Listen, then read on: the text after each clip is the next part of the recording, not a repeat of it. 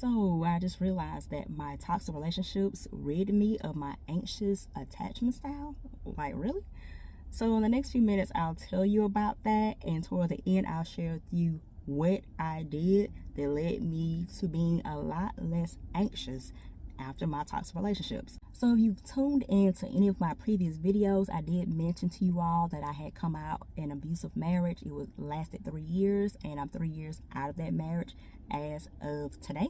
So when I think back on it, it was the last relationship in a stream of toxic relationships that I had, and I had to come to the realization that obviously I was allowing partners into my life that did not appreciate me, would diminish me, my feelings, and had no concern about who I was and my significance whatsoever. So with that realization in mind, and the realization that, hey, yes, I too deal with depression, and I have to keep that in mind, I knew I had to think differently and move differently. I do recall being in my marriage to my ex-husband, and the Lord specifically telling me, if you do not leave this marriage, if you stay in with this man, you will end up taking your life. And this marriage, to be clear, was not one that God told me to get into in the first place. So he definitely did not okay this marriage. So he gave me that message, and I was fearful for my life, obviously. And so I decided I needed to leave. So I left.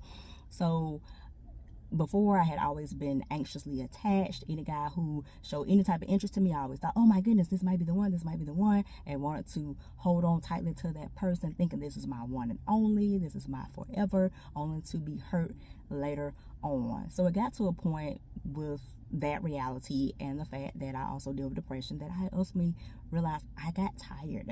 This is exactly what happened with my ex-husband, who I was with up to 5 years, and we had a 3-year marriage, and progressively it got worse over that 3-year period of time until that last year, especially in those last few months of the marriage. It was the worst that it had ever been.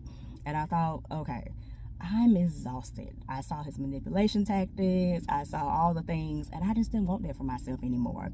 Also, with recent years, having to have other people in my care, like looking after my parents more often in recent years, that's been a big thing in my life. So I'm thinking, for me to keep allowing myself to submitting to toxic behavior for more and more men when I don't have to because of my anxious attachment to the man who showed me interest, well, I'm being reckless to those loved ones in my life who I'm now have more of a responsibility over, right?